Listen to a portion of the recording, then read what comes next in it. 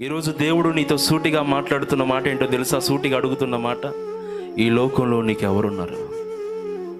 ఎవరి కోసం బ్రతుకుతున్నావు? ఎవరున్నారని జీవిస్తున్నావు? లోతులాగా అల్లులు నాతో ఉన్నారులే అనుకుంటున్నావా? భర్త నాతో ఉన్నాళ్లే అనుకుంటున్నావా? భార్య నాతో ఉందిలే అనుకుంటున్నావా?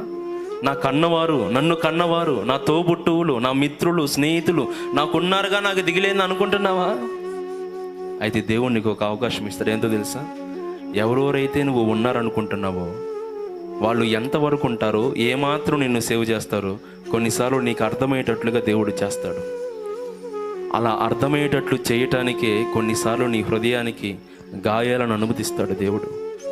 కొన్నిసార్లు కొంతమంది ఉన్నారులే అని మనం భరోసాతో ఉంటాం, ధైర్యంతో ఉంటాం, కాపాడుతారులే అనుకుంటాం. చివరాఖరికి వాళ్ళే మనల్ని ఆపదలకు నెట్టివేసి వెళ్ళిపోయే వాళ్ళు చాలామంది ఉన్నారు.